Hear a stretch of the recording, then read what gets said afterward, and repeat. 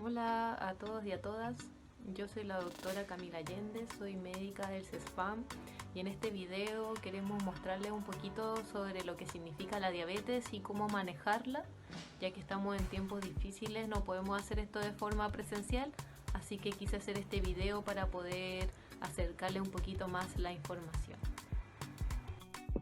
Esta presentación es parte de lo que mostramos cuando hacemos el taller de ingreso para las personas que tienen diabetes y tiene por nombre Tengo diabetes y mi cuerpo lo sabe. Está hecho por el doctor Carlos Guerrero, que es médico familiar de nuestro CESFAM, y por quien les habla.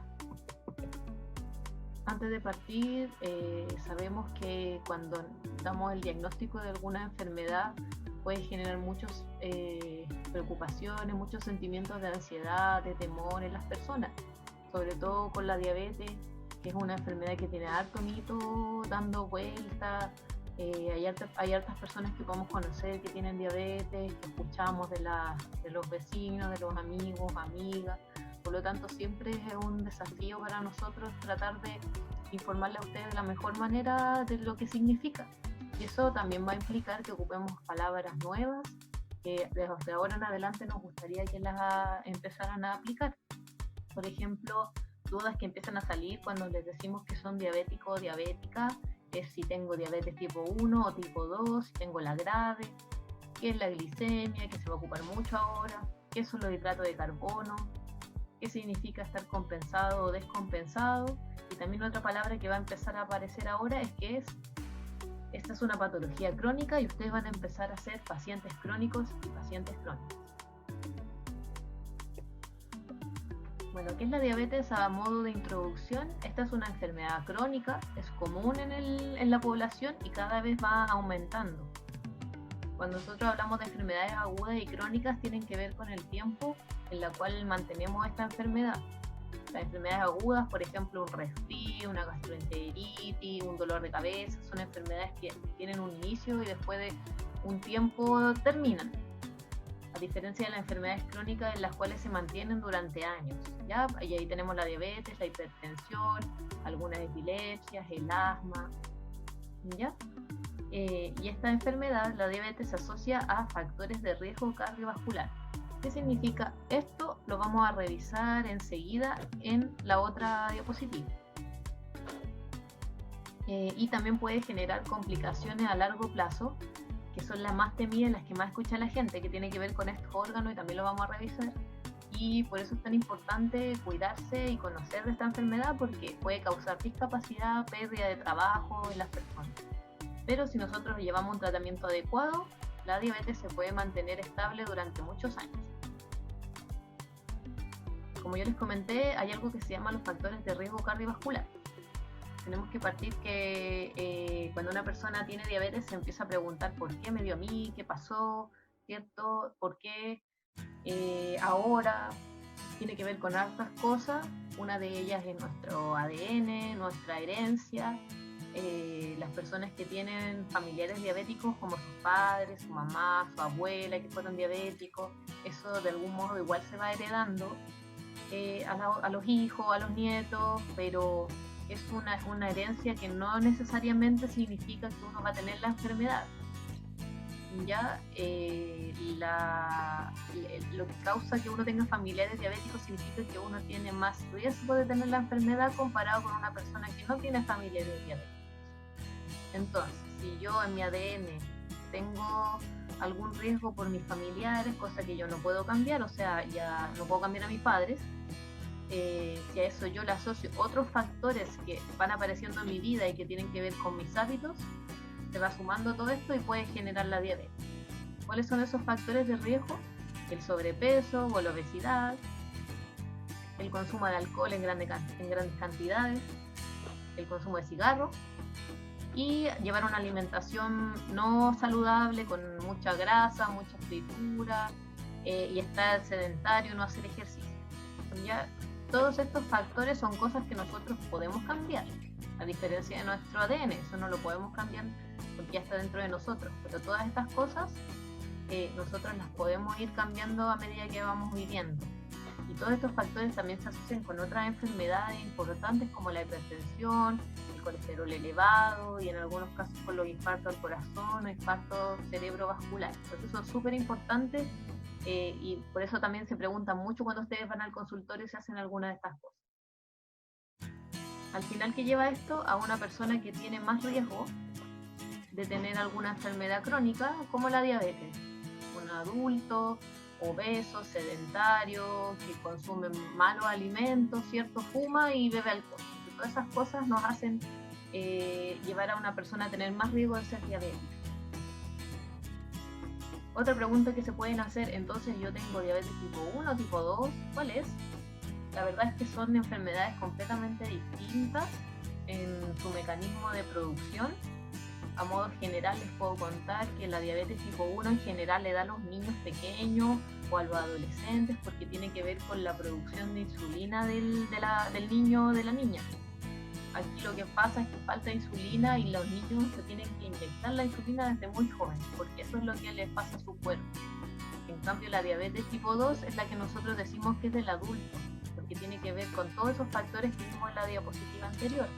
Por lo tanto se controla de otra forma, ¿ya? Entonces no hay una más grave que la otra, sino que son completamente distintas. De ahora en adelante solo vamos a hablar de la diabetes tipo 2. Muchos de ustedes creo que se van a preguntar cómo se produce la diabetes y qué genera en tu cuerpo. Para eso es importante que primero conozcamos cómo funciona el cuerpo con el tema del azúcar y qué es lo que hace para producir la diabetes. Entonces primero les quiero mostrar aquí este dibujo donde está todo el sistema digestivo. Este es el hígado, este es el estómago, este es el colon y este es el intestino delgado. El órgano que nos queremos fijar es uno que está aquí abajo, atrás, y se llama páncreas, que es este que está aquí. El páncreas va a ser un actor principal en nuestra siguiente imagen. Otra cosa que tenemos que recordar es los alimentos. De estos que están acá son los que nosotros debemos consumir también en forma balanceada. Tenemos los hidratos de carbono, los carbohidratos. En este grupo están las masas, el pan, los fideos, las papas, el arroz. Todas esas cosas tienen que ver con los hidratos de carbono. Esto es súper importante que lo tengan en mente porque de los hidratos de carbono sacamos el azúcar o la glucosa. Las proteínas tienen que ver con las carnes, el pollo, el pescado, el huevo. Las proteínas nos sirven para los músculos, también para algunas funciones dentro de las células. Y también tenemos las grasas, que aquí está la mantequilla, el aceite, pueden ser grasas vegetales o animales. Entonces, ¿qué es lo que pasa a nivel del cuerpo? Cuando nosotros comemos, por ejemplo, aquí tenemos un batido. Ese batido entra a nuestro estómago y se va a degradar y se va a transformar en la glucosa. La glucosa es lo que nosotros le llamamos azúcar. Y el azúcar, cuando la absorbemos y la comemos, se pasa a la sangre. ¿Y qué hace la sangre? Ya vimos que hay unos cuadraditos aquí de azúcar ya andando, y mientras comemos aumenta esa cantidad de azúcar en la sangre. Y eso va a elevar una alarma que hace que el páncreas, que es el órgano que ya mostramos, libere la insulina. Entonces la insulina es una hormona que es producida por el páncreas, ¿ya? Y es normal que se secrete insulina. La insulina aquí sale mostrada como una llave y ahora van a ver por qué. Entonces, lo que hace la insulina es ir y unirse al azúcar. ¿Por qué nosotros consumimos azúcar? En general nosotros la necesitamos porque los carbohidratos son el combustible del cuerpo. Todos nuestros órganos necesitan azúcar para poder funcionar. El cerebro, sobre todo, solo funciona con azúcar, con glucosa, entonces lo necesita para pensar. Necesitamos el azúcar para nuestros músculos, para movernos, y necesitamos para otros órganos como el hígado para que hagan todas sus funciones muy importantes. Pero el azúcar no entra libremente a los órganos, sino que tiene que entrar por unas puertas, y esas puertas tienen llave. Entonces lo que hace la insulina es abrir esas puertecitas y hacer que el azúcar entre. Entonces es muy importante que tengamos esto bueno, que tengamos insulina y que podamos hacer que el azúcar pueda entrar a nuestro cuerpo para que podamos funcionar. ¿Qué pasa entonces en la diabetes? En la diabetes pasan dos cosas. Tenemos una que se llama resistencia a la insulina, creo que lo han escuchado. La resistencia a la insulina es una condición del cuerpo en la cual, si vemos el mismo dibujito de antes, tenemos aquí nuestras puertecitas. Sin embargo, cuando alguien tiene resistencia a la insulina, tiene menos puertas. Por lo tanto, no puede entrar el azúcar a los órganos, y eso produce la hiperglicemia. Una persona puede tener menos puertas de lo normal si, por ejemplo, fuma. El cigarro hace que uno cierre puertas. Si la persona tiene sobrepeso u obesidad, también hace que se cierren las puertas por la grasa acumulada. Entonces, esas cosas podrían a la larga generar diabetes. Podríamos ponernos en el caso contrario. ¿Qué pasa si yo quiero abrir más puertecitas y hacerme menos resistente a la insulina? Eso pasa cuando yo hago ejercicio, por ejemplo. Si yo hago ejercicio, de estas 3 puertecitas que tenía porque soy diabético, puedo abrir 4 gracias al ejercicio. Entonces, si yo tengo resistencia a la insulina, con pocas puertas se acumula el azúcar y se genera la hiperglicemia. ¿Qué otra cosa puede pasar? Que yo tenga menos insulina, o sea, menos llaves. Si yo tengo menos llaves, porque mi páncreas por alguna razón está funcionando menos, no voy a poder meter toda esta azúcar que debiese a los órganos y se va a empezar a acumular igual que en el proceso anterior. Aquí tengo mis puertecitas buenas, pero tengo muy pocas llaves para poder meter el azúcar, e igual se va a generar la hiperglicemia. Entonces, la persona que es diabética puede tener una de estas o las dos. Puede tener pocas puertas o pocas llaves o las dos. Y ambas cosas hacen que empiece a acumularse el azúcar en la sangre y genera la hiperglicemia. ¿Y qué significa hiperglicemia? El azúcar alta en la sangre. Que nosotros cuando hicimos el diagnóstico se lo vimos al tomar la muestra de sangre venosa. ¿Ya? Algunas personas también pueden haberse hecho como la idea al haberse tomado con la maquinita y pincharse el dedito. También puede haber mostrado que el azúcar estaba muy elevado. De esa forma nosotros hacemos el diagnóstico.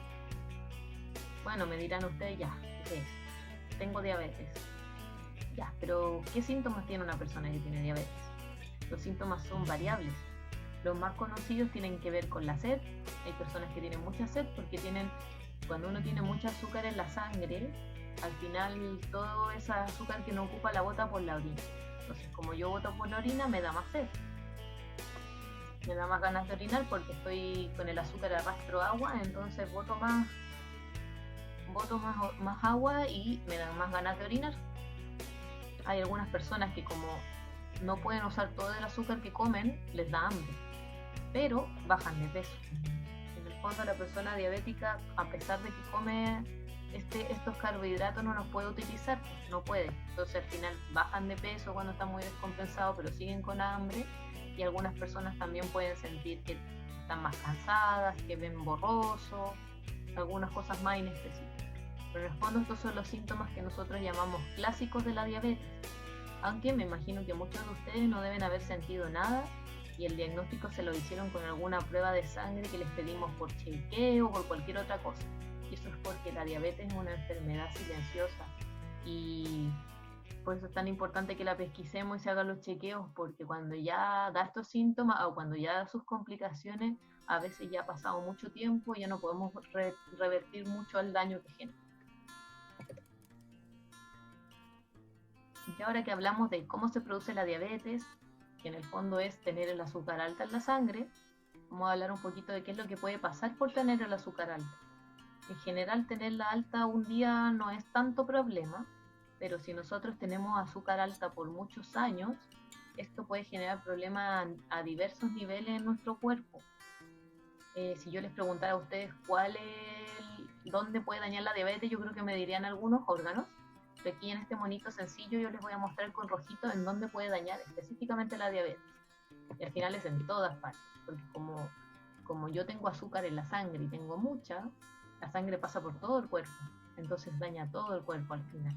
¿Ya? Entonces no lo voy a ver el daño hoy día necesariamente, sino que se puede ver en muchos años más. ¿Ya? Y los órganos que nosotros conocemos más son los ojos, los riñones, los pies, o sea, la sensibilidad de nuestros manos, pies, y algunas personas también que son diabéticas, a la larga pueden tener más infartos al corazón o también ataques cerebrovasculares. Entonces es una enfermedad que si nosotros no la controlamos, los niveles altos de azúcar nos pueden dañar en muchas partes. Aquí se los resumimos también. Muchas personas que han quedado ciegas tienen que ver con la diabetes, muchas personas que se idealizan son diabéticas, y también varias personas que llegan por amputación a los hospitales, a la urgencia, son diabéticas. Entonces es una enfermedad que es bien mala, como hemos visto, puede generar muchos problemas a las personas y, como les dije, puede generar discapacidad en los pacientes. Después de todo esto, yo creo que aquí me están pensando, ¿y ahora qué vamos a hacer? Porque estamos en un tiempo complicado, damos un poquito de información, pero yo entiendo si alguno ha quedado con preocupación después de lo que hablamos. Pero nuestra idea ahora es que cambiemos y hagamos algo. En el CESFAM van a tener controles de salud que son para los pacientes crónicos. Ahora ustedes van a estar en el programa que se llama programa cardiovascular, y van a ser llamados pacientes crónicos. En control, y cosas que ustedes también deben tener en cuenta cuando quieran saber cómo están, es controlar la alimentación, controlar el peso. Si hay alguno que tome o fume, es importante empezar a disminuir o suspender estos hábitos. Vamos a pedirle el examen para revisar la vista, que se llama fondo de ojo, y también vamos a hacer un examen que se llama evaluación del pie diabético. Ambos, estos dos que están acá, los hacemos en el consultorio, ojalá una vez al año. Y la idea de esto es que busquemos rápidamente, antes de que pasemos a ceguera, por ejemplo, busquemos algún daño en el ojo y podamos actuar. Lo mismo con el pie, siempre les vamos a estar revisando los pies, y ustedes también, buscando heridas, buscando que la sensibilidad esté buena para que prevengamos alguna complicación. Y además, les vamos a pedir los exámenes de sangre. Y aquí lo único que quiero recalcarles es que hay un examen que es muy importante que ustedes sepan cómo se llama, y es la hemoglobina glicosilada. La hemoglobina glicosilada es un examen de sangre que mide cómo ustedes se portaron de la diabetes en los últimos 3 meses. Me dirán qué tiene de importante eso. Es porque es mucho más seguro para nosotros saber cómo estuvo su diabetes que tomarle la glicemia en el dedito. Yo siempre le digo a mis pacientes, y ellos también saben después con el tiempo, si yo, por ejemplo, vengo al consultorio y no como nada y le toman el hemoglucotest, les va a salir muy bajito, ¿cierto? Porque no comieron nada. Pero después yo miro el examen de la hemoglobina glicosilada y veo cómo realmente estuvo ese paciente. Entonces a la hemoglobina glicosilada también le dicen la cruceta, ¿ya? Este examen varía un poquito la edad de la meta que queremos tener, pero en general para las personas que son menores de 65 años, cerca de 7 o menos, 7% significa que yo estoy bien. Entonces, si yo pregunto cómo tengo mi examen y tengo menos de 7% en este examen, significa que mi diabetes está compensada. Y si mi diabetes está compensada, lo más probable es que todas esas complicaciones que vimos antes vayan a ser muchos años más. Para el buen control de la diabetes, entonces tenemos que hacer hartas acciones. Tenemos que controlar la alimentación, por lo tanto es muy importante que los vea la nutricionista. No es lo mismo comer carbohidratos que se absorben rápido con carbohidratos que se absorben lento. No es lo mismo si yo quiero comer un pancito a comer un chocolate. Así también tenemos que ver la actividad física en la medida que se pueda. Siempre es mejor estar moviéndose a estar sedentario. Y también los fármacos que les vamos a dejar dependiendo de cómo se encuentren ustedes. Hay diferentes fármacos y uno de ellos también es la insulina. Si alguno de ustedes tiene que usar insulina, eso tampoco significa que estén terminales o que su diabetes sea más grave necesariamente, sino que es otro de los fármacos que tenemos que ocupar para mantener nuestra enfermedad controlada. Por lo tanto, estas 3 cosas son las más importantes que tienen que hacer, pero nada de esto sirve si nosotros no tenemos una educación adecuada, y mientras más sepan ustedes, mejor para su control. Antes de terminar, les quiero hacer un pequeño paréntesis con lo que pasa cuando tenemos el azúcar baja. Ya hablamos todo el rato de la hiperglicemia, pero no hemos hablado de la hipoglicemia. La hipoglicemia es la azúcar baja en la sangre. En general cuando tengo menos de 70, ¿ya? Si yo pensara en un valor normal de glicemia para ustedes en ayunas, tendría que ser entre 80 y 130. Si yo tengo menos de 70, el cuerpo empieza a funcionar mal igual también, ¿ya? Por lo tanto, es algo que yo tengo que saber qué tengo que hacer si tengo el azúcar baja. ¿Ya? Cuando las personas tienen el azúcar baja, por ejemplo, porque no comió y salió a hacer mucho trámite, o hizo ejercicio, o se inyectó su insulina y no comió, o tomó algún medicamento que le baja el azúcar, puede generar algunos de estos síntomas, que en general son bien vagos: nerviosismo, sudoración fría, dolor de cabeza, mucha hambre, fatiga, visión borrosa, taquicardia, el corazón late más fuerte. Todos estos son síntomas de la diabetes, y yo lo que debo hacer, si es que puedo, es medirme el azúcar primero. Y si la tengo baja, menos de 70, tengo que hacer algo, porque la persona que tiene baja el azúcar puede que caiga inconsciente, puede convulsionar, puede tener algún problema más grave. Entonces sus familiares también tienen que saber cómo reconocer esto que es la hipoglicemia. ¿Y qué tenemos que hacer? En general algo muy sencillo. Tenemos que comer azúcar que se absorba rápido. Y ahí tenemos miel, manjar, bebida, naranja, jugo de naranja, perdón, azúcar. En el fondo, comer algo que me suba rápido el azúcar. ¿Ya? Entonces, si yo me siento mal, siento los síntomas de la baja de azúcar, primero me tomo el azúcar si puedo, con la máquina. Si no puedo, actúo, porque es mucho mejor que ustedes coman algo de esto y les suba un poco el azúcar más de lo normal y no haya sido nada, al que sea, y puedan desmayarse en la calle, por ejemplo, o lo encuentren en la casa solos desmayados. Pues es súper importante que también un familiar sepa lo que tiene que hacer. ¿Ya? Ya vamos terminando y les quiero hacer un pequeño cuestionario a ver si aprendieron un poquito con esta pequeña presentación. ¿Estos son mitos o realidad? ¿Qué creen ustedes? ¿Comer muchos dulces causa diabetes? La respuesta es que no. Como vimos, no solamente comiendo muchos dulces voy a tener diabetes, sino que si llevo una vida sedentaria, si tengo hábitos como fumar o tomar alcohol, puede que yo sea diabético en el futuro.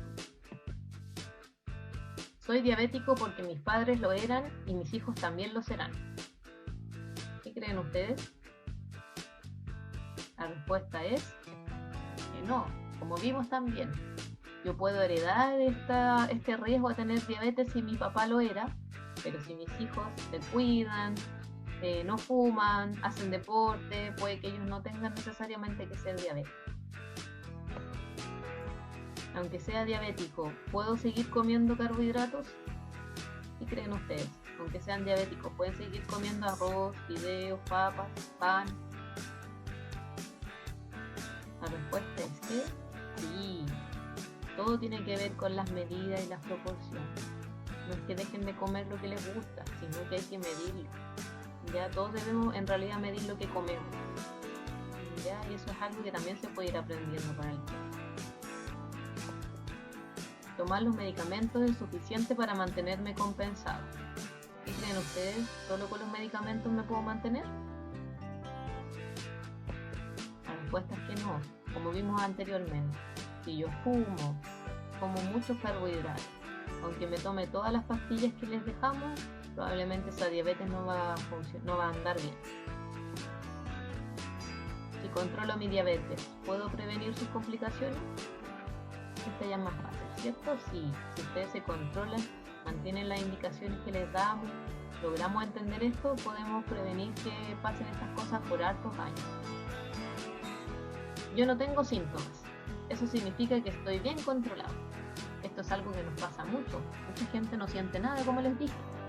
Entonces piensan que por no sentir nada se sienten bien. ¿Eso significa que estoy bien controlado? La respuesta es que no. Recuerden eso. Mucha gente piensa que no necesita tomarse los medicamentos porque se siente bien. Pero nosotros, como ya vimos, con la hemoglobina glicosilada podemos saber cómo está esa diabetes realmente. Y finalmente, si paso muchas horas sin comer, ¿puedo sufrir una hipoglicemia? La respuesta es sí. Entonces, recuerden comer a sus horas. Si se van a ocupar algún medicamento que baja el azúcar, y estar siempre pendientes de los síntomas, poder tomarse el azúcar si es que pueden, y si no, actúan. Entonces, finalmente, para recordarles, el primer paso siempre es comprender lo que les pasa. Si ustedes comprenden lo que pasa en el cuerpo, van a poder cuidarlo mejor. Nosotros como equipo de salud del CESPAM estamos para ayudarte en esta tarea, pero la mayor parte la van a hacer ustedes. Nosotros somos un equipo y los vamos a apoyar en lo que podamos. Por lo tanto, si ustedes tienen dudas y necesitan ayuda nuestra, pueden consultarlo y vamos a tratar de responderles de la mejor manera posible. En este momento estamos en una época de pandemia, es difícil lograr hacer el trabajo como siempre queremos, pero sepan que siempre vamos a estar disponibles. Tenemos nuestros canales por lo menos en internet para poder comunicarnos. Y por último les dejo esta información que está acá abajo. Es una página en donde unas personas hablan sobre la diabetes tipo 2 y también hay un juego donde ustedes con estas personas les enseñan, dependiendo de lo que comen o de lo que hacen, para ver si son diabéticos o no. Así que les voy a mostrar un poquitito para ver si se quieren meter y aprender más jugando. Espero que estén muy bien. Cualquier duda nos van avisando. Aquí les muestro esta página que me gustó mucho para entender un poco qué significa ser diabético y cómo nuestros hábitos afectan nuestra salud. Entonces les invito a revisarla. Se llama eldestinodedialberto.com. Pueden revisar información sobre la diabetes y además jugar este juego. Primero uno pone jugar. Pueden elegir si quieren ser Día Alberto o Día Alberta. Yo voy a jugar con la mujer. En esta parte de acá te elige qué alimentos le vamos a dar, los hábitos del día. Y aquí está el riesgo de esta persona de tener diabetes. Entonces, por ejemplo, dice, ¿quieres tomar las escaleras o ir al trabajo en coche? Si le ponemos ir al trabajo en auto, va a decir, mala elección, has provocado que Día Alberta pierda forma física. Ahora no solo dormirá peor y estará más cerca de sufrir diabetes tipo 2, también aumentarán las posibilidades de contraer enfermedades cardiovasculares. ¿Por qué? Porque está más sedentario. También podemos ver la alimentación, por ejemplo, entre un pedazo de carne a la plancha o pizza. Si ponemos pizza, por ejemplo, también nos dice comida no saludable, podrá incrementar su peso y aumentar su riesgo de tener diabetes. Si por ejemplo elegimos ahora una opción más saludable, por ejemplo una infusión de té o una bebida energética con azúcar, si ponemos la infusión de té, bajó su riesgo de ser diabética y se mantiene con una salud de hierro. Y si completan más información, nos va a mandar a otra página en donde puede leer un poquito más sobre qué significa mantener una buena alimentación. Espero que les sirva. ¿Ven? Aquí hay un platito que pueden seguir. Nos vemos.